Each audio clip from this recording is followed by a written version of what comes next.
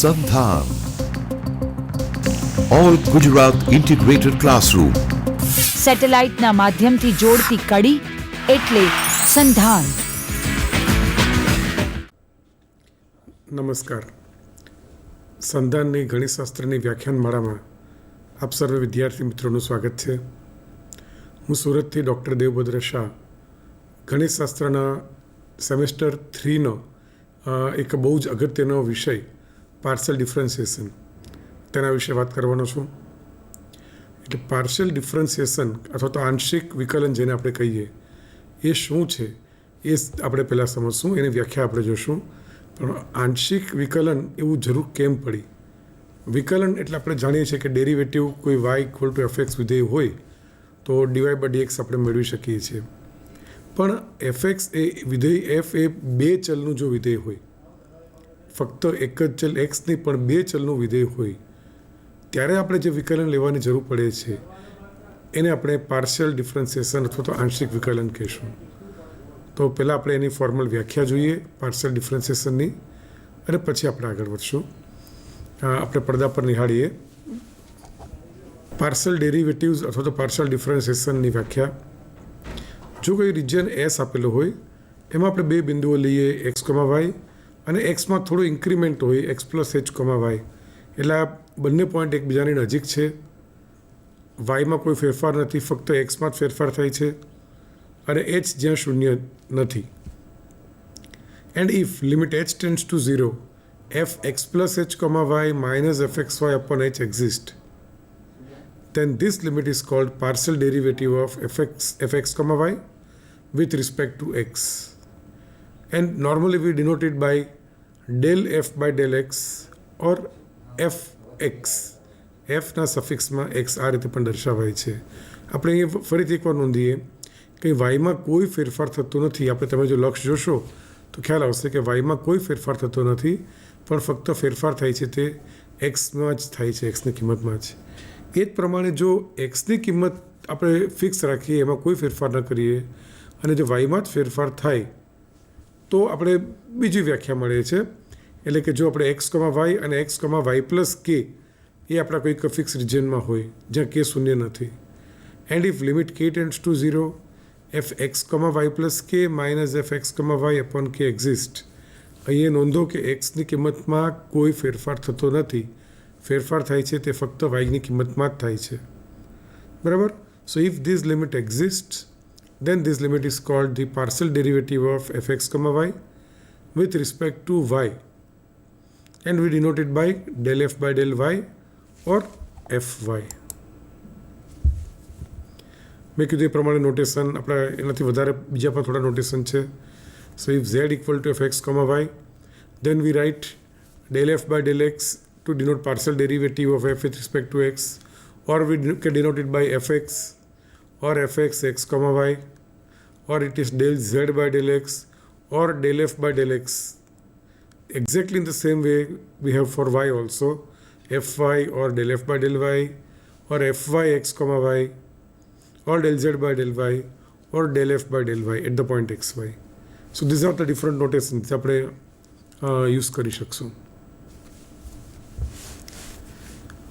મેં જે પહેલાં વાત કરી કે આપણે એક સાથે પાર્શિયલ ડેરિવેટિવ લઈએ ત્યારે એનો મિનિંગ એ છે કે આપણે બીજા બધા જે વેરિયેબલ હોય એને અચળ રાખવાના. એટલે પેલી વ્યાખ્યામાં વાય હતું બીજો વેરિયેબલ, વાયમાં કોઈ ફેરફાર નથી લેતા, ખાલી એક્સમાં જ ફેરફાર લઈએ છીએ.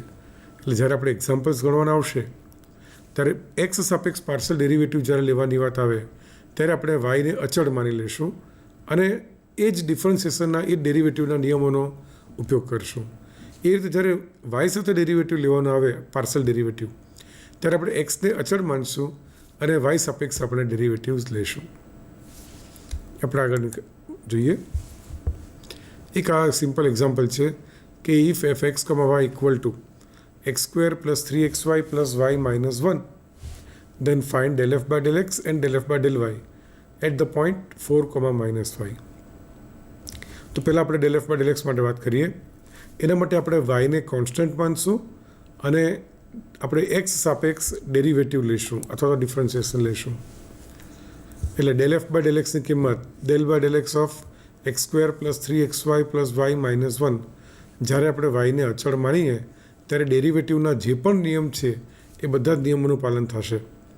એટલે એક્સ સ્ક્વેરનો ડેરિવેટિવ 2x, 3 અચળ રહેશે, વાયને પણ અચળ માન્યો છે અને એક્સનો ડેરિવેટિવ 1, પછી છેલ્લે y -1 છે એટલે એનો ડેરિવેટિવ 0 થશે કેમ કે વાયને અચળ માન્યો છે. એટલે આપણે આન્સર મળે છે 2x + 3y.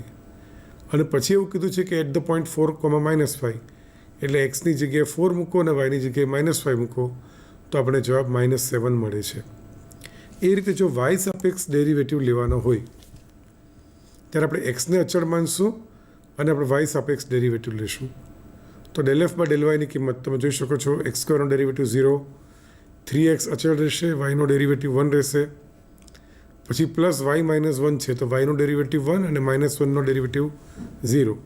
એટલે આ આપણે જવાબ મળે છે 3x + 1. અને પછી આપેલા બિંદુ પાસે એક્સની જગ્યાએ 4 અને વાયની જગ્યાએ -5 મૂકીએ તો જવાબ 13 આવે છે.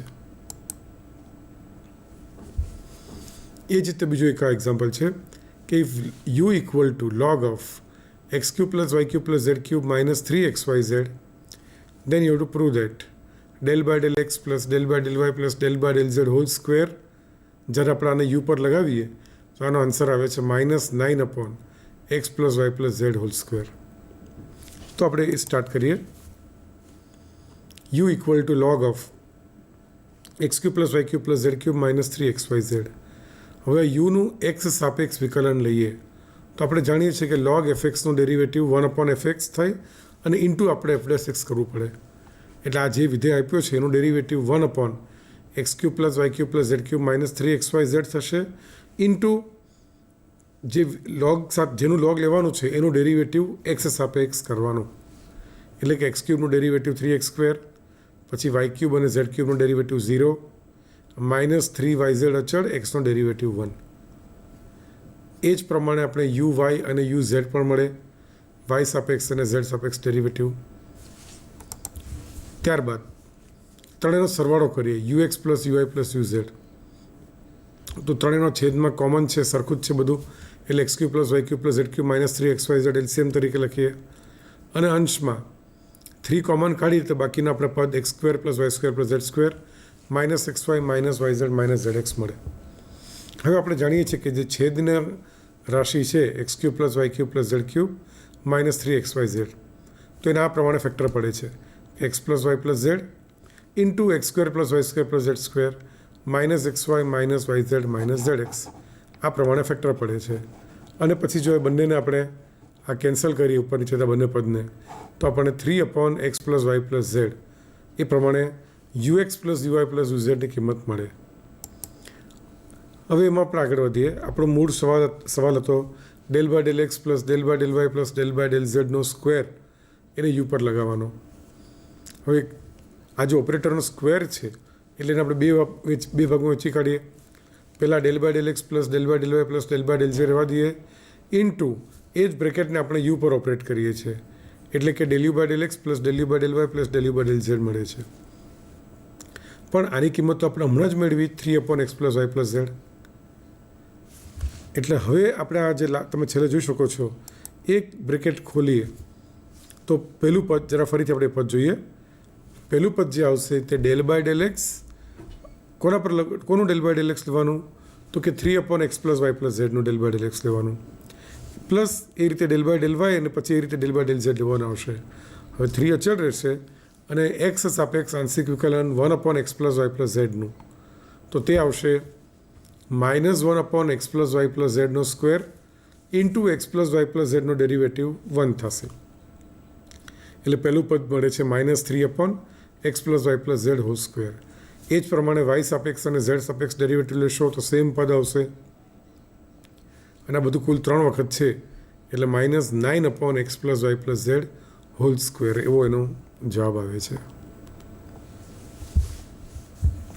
If u = x² + y² + z² = m/2, then we have to find the value of ∂2u/∂x² + ∂2u/∂y² + ∂2u/∂z². આ યુનું એક્સ સાપેક્ષ કે વાય કે ઝેડ સાપેક્ષ દ્વિતીય વિકલન છે, જેમ આપણે d²y/dx² કહેતા હતા એના જેવું જ છે. તો આપણે સ્ટાર્ટ કરીએ. So let u equal to આપણે જે આપ્યું છે તે ડેરિવેટિવ લઈએ del u by del x equal to તો m/2 into x square plus y square plus z square raise to m/2 minus 1 into x square plus y square plus z સ્ક્વેરનું x સાપેક્ષ આંશિક વિકલન એટલે ખાલી 2x આવશે કેમ કે વાય સ્ક્વેર પ્લસ ઝેડ સ્ક્વેરનું આંશિક વિકલન 0 થશે અને આ 2 કેન્સલ થઈ જશે છેદના 2 સાથે શરૂઆતના એટલે આ ડેલ યુ બાય ડેલ એક્સની કિંમત મળે છે mx into x square plus y square plus z square raise to m/2 minus 1.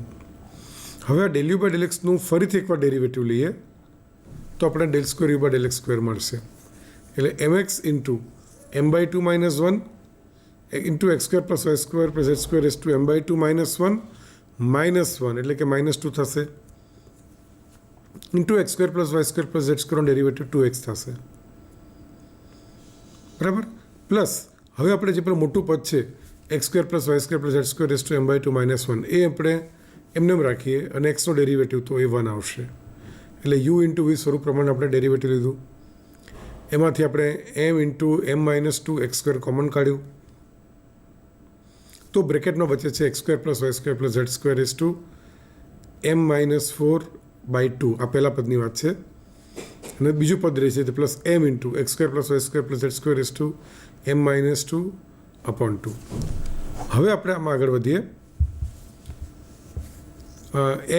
આની કિંમત m ઇન્ટુ m-2 ઇન્ટુ આ આપણે del square u by del x સ્ક્વેરની કિંમત હતી એ જ પ્રમાણે del square u by del y square મેળવીએ તો એક્સની જગ્યાએ વાય આવશે અને del square u by del z square મેળવીએ તો એક્સની જગ્યાએ ઝેડ આવશે કેમ કે આપણો વિધેય યુ છે તો એક્સ વાય ને ઝેડમાં સિમેટ્રિક છે સમમિત છે એટલે એક્સને બદલે વાય કે વાયને બદલે ઝેડ મૂકીએ તો પણ જવાબમાં કોઈ ફરક નહીં પડે એટલે આમાં આપણે આગળ 3 પદની કિંમત તૈયાર થઈ ગઈ હવે આપણે 3 પદનો સરવાળો કરીએ અને જે કોમન નીકળે છે તો કોમન કાઢીએ એટલે m ઇન્ટુ m-2 સાથે x square plus y square plus z square એટલે ઘાતમાં m-4/2 આ કોમન કાઢીએ તો પહેલા પદમાંથી એક્સ સ્ક્વેર પ્લસ બીજા પદમાંથી વાય સ્ક્વેર પ્લસ ત્રીજા પદમાંથી ઝેડ સ્ક્વેર એ આપણે બ્રેકેટમાં બચે છે અને પ્લસ એ રીતે બીજા પદમાં 3m into x square plus y square plus z square raise to m-2/2 આ રીતે મળે છે પહેલા પદની અંદર પેલું x square plus y square plus z square raise to 1 હતું તેને m-4/2 સાથે આપણે એડ કરીએ એટલે m-2 into x square plus y square plus z square raise to m-2/2 મળે અને પ્લસ બીજો પદ 3m into same bracket raise to m-2/2 મળે હવે બ્રેકેટને આપણે કોમન કાઢી લઈએ તો m² -2m અને બીજા પદમાંથી પ્લસ 3m બચે છે આપણે જોઈ શકીએ છીએ કે -2m પ્લસ 3m એટલે m થાય એટલે m² plus m into x² plus y square plus z square raise to m-2/2 એવું થશે એટલે m² પ્લસ m ને આપણે લખીએ છીએ m plus 1 into x² plus y square plus z square raise to m-2/2 એટલે આપણો જવાબ મળી ગયો છે અહીંયા